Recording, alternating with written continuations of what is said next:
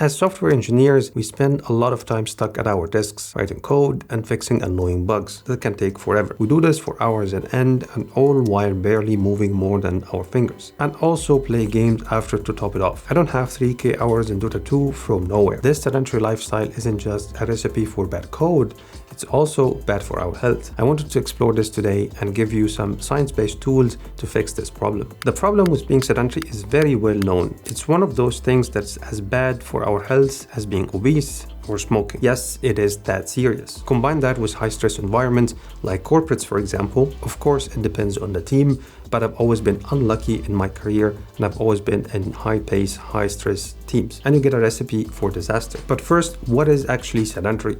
And it's not what you might think. Because some people do work out 1 or 2 times a week, something like cycling or swimming. Does that qualify them as non-sedentary? We can get some clarity on this from this 2021 study on athletes actually, which makes it even more interesting. They found that athletes that are more sedentary have higher body fat mass than non-sedentary athletes. And trunk fat mass or visceral fat was positively related to being sedentary and specifically to higher amount of screen time. But athletes and sedentary, that sounds off, right?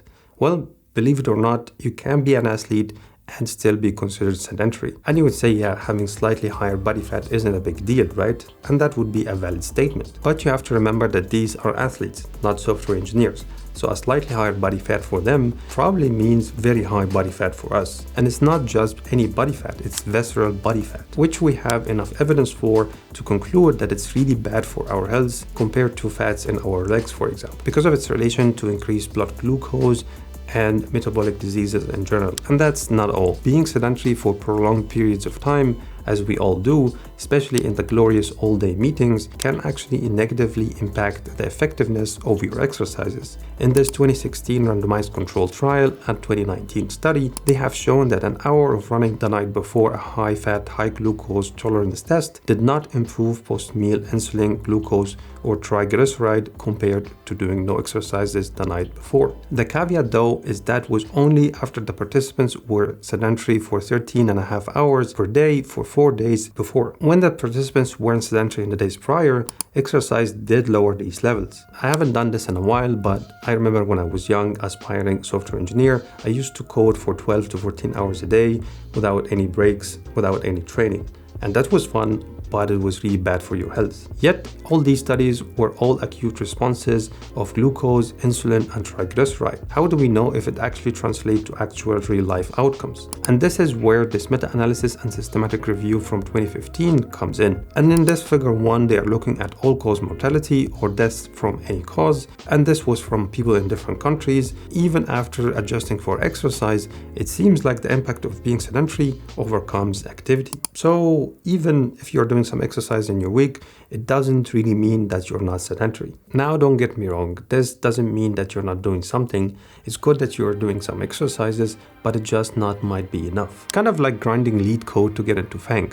Or Mang now. Most likely it won't be enough to land you a job nowadays, but it's a good practice that will make you a good engineer. And it gets worse. In a large meta-analysis of 44,000 men and women from 2020, here I pulled the most interesting graph from it, we can see the association of sedentary and all-cause mortality. We can see that the high physical activity and low sedentary activity is the baseline, and the more sedentary you get, the more risk increases, until we reach the bottom group with low physical activity and high sedentary lifestyle, aka software engineers, which have the most increased risk. And for the more active people, you might think that training 4 times a week should be enough. But if you look here at the median amount of time spent in moderate and vigorous physical activity per day, it's 2.3, 11.2, 34.3 minutes a day, respectively. So if you take the high end 34.3 minutes a day, that's around 4 hours of exercise per week or 4 sessions a week, you would be sitting on the top section of the chart. This can mean that your sedentariness can be moderate or high, and this would represent a slight increase in risk. Yes, from the data, it's not highly significant,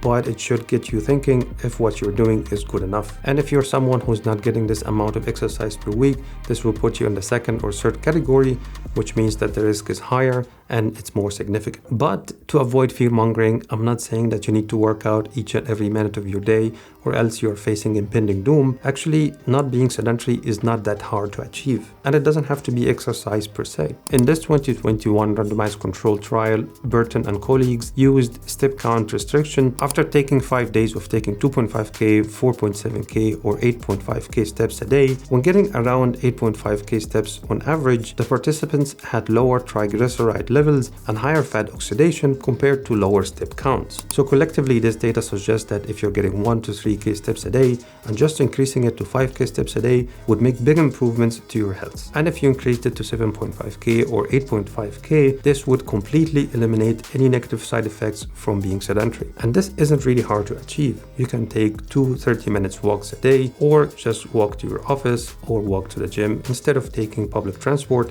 or your car. Yes, unfortunately, you might have to wake up earlier than just 5 minutes before your first meeting. And if you're one of those engineers who get into the flow at 10 a.m. and finish work at 3 a.m., then getting yourself one of these under-desk treadmills would be the most ideal solution. This fitness journey thing can be frustratingly complex, which is funny because complexity is what we do as engineers every day. But if you don't want to spend mental energy figuring this out, you can watch this 2-part series on how to navigate your fitness journey from start to finish. But don't view it on mobile, because in a typical millennial software engineer, I designed it only for desktop screens. See you there.